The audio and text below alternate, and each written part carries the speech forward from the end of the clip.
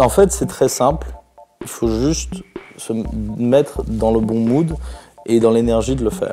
Bien sûr qu'il y a des problèmes juridiques, bien sûr qu'il y a des problèmes de traduction, d'adaptation au marché local, mais pas si compliqué que ça. Il faut juste bien vouloir s'y mettre et il faut juste accepter le fait de faire des erreurs au début. Donc pas avoir quelque chose de parfait. Je me rappelle, pour sortir le premier site, on a mis 1 an presque. Et maintenant, pour ouvrir un nouveau pays, c'est 2 semaines. Donc voilà, cet apprentissage, il est nécessaire.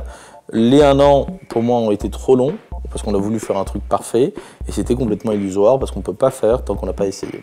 Donc il ne faut pas se mettre de surobjectifs au départ, de chiffre d'affaires, trop de pression, ça ne sert à rien. Ce qu'il faut, c'est ouvrir et apprendre, et avoir cette humilité d'apprendre.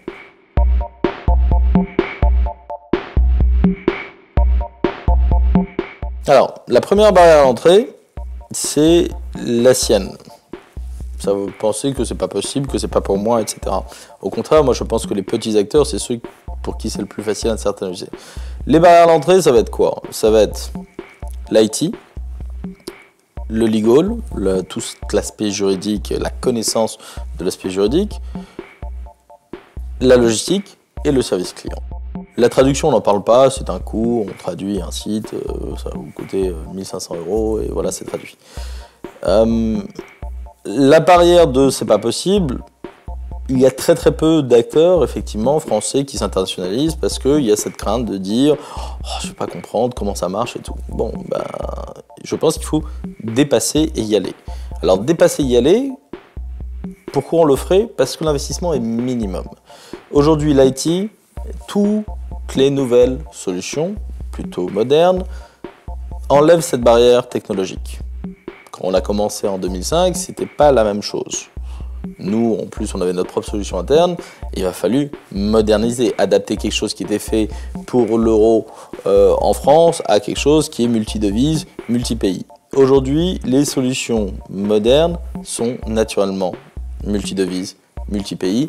Si aujourd'hui c'est compliqué vous en termes d'IT, changez de système, ça ira beaucoup plus vite que d'adapter votre vieux système.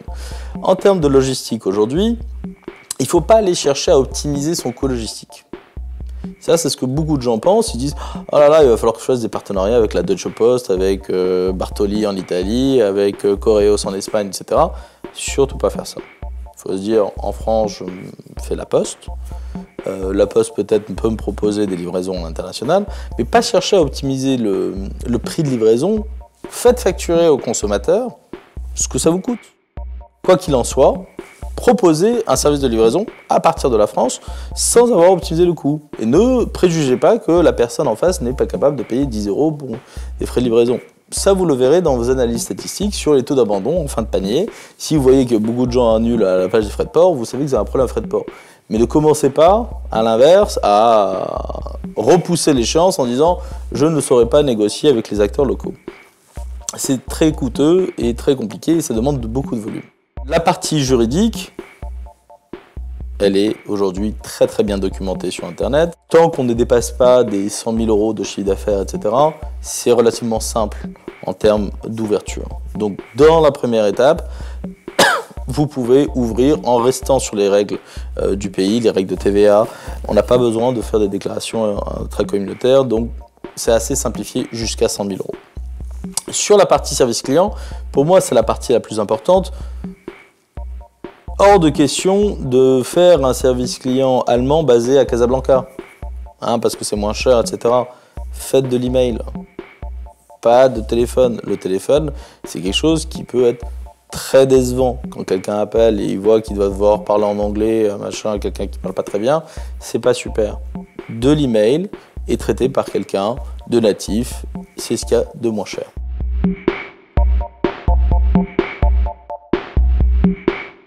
Donc, le site est en anglais dans un premier temps, il est capable de livrer dans tous les pays d'Europe et on répond au service client en anglais par mail. Là, on va analyser quels sont les pays qui répondent le mieux. Dès qu'il y a un pays qui répond bien, quelle est la première chose qu'on va faire? C'est de le faire dans la langue du pays, avec les moyens de paiement du pays. Surtout, pas commencer à mettre tous les moyens du monde, de paiement du monde avant. C'est des frais d'intégration qui sont là pour optimiser les taux de conversion. Mais dans un premier temps, ce qu'on veut savoir, c'est est-ce qu'il y en a un ou pas, est-ce qu'il y a du trafic ou pas. Donc, ces investissements doivent se faire graduellement suite à des résultats. Il ne faut pas s'attendre à des miracles, mais par contre, avec de la patience et avec du travail, en 2-3 ans, on peut avoir de très bons chiffres.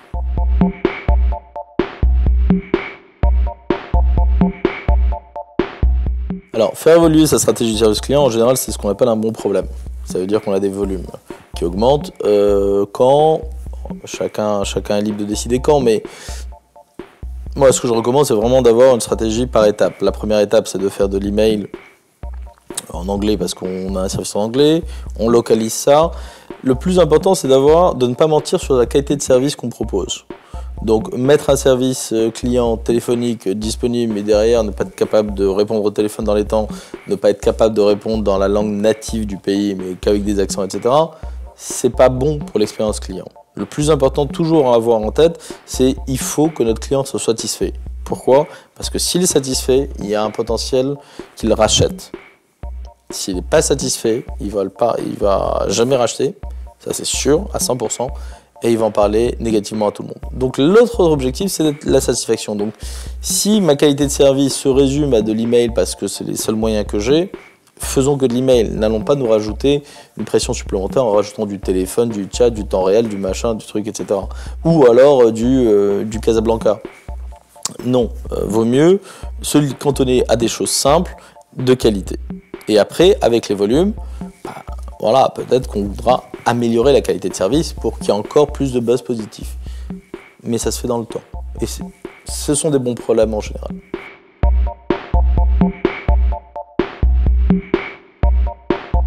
Sur le risque de s'internationaliser, je pense que la bonne stratégie, c'est justement d'éviter les risques, d'éviter de prendre des risques. Et les risques principaux, ce sont lesquels? Ce sont financiers, c'est de dire je vais ouvrir un marché international, il faut que je mette tant d'argent sur la table, que j'ouvre un service client, Bon, je pense qu'aujourd'hui, à l'époque du SaaS, où il y a beaucoup de choses qui existent, il y a moyen d'avoir une démarche de test où on diminue le risque financier considérablement.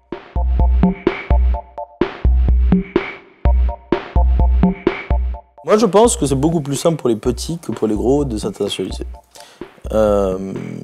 Parce que c'est plus simple. Tout de suite, en termes d'ambition, on n'est pas du tout sur la même échelle. Quand il y a un gros acteur qui ouvre un pays, tout de suite, il voit, j'ouvre des bureaux, j'ouvre des choses, etc. Alors quand on a un petit, en général, on est sur une niche, on a un produit particulier qui n'existe pas forcément dans tous les pays. Donc l'investissement marketing est moindre puisque son référencement naturel va augmenter de par la spécificité du produit. Donc on sera requêté plus facilement que si on a un acteur suédois qui veut faire comme Amazon. Bon, bah, voilà, c'est un peu plus compliqué pour lui. Je pense qu'aujourd'hui, tous les petits acteurs devraient naturellement s'internationaliser. C'est beaucoup plus compliqué pour les gros, parce qu'il y a une grosse inertie, des gros travail IT, beaucoup de travail de back-office à faire, etc. Pour des petits acteurs agiles et simples, aujourd'hui tous les modèles qui existent en SaaS, toutes les solutions qui existent pour traduire rapidement, facilement et en qualité, je ne parle pas de Google Translate, je parle de services de traduction efficaces, là, il n'y a aucune raison pour ne pas nativement être ouvert sur tous les pays.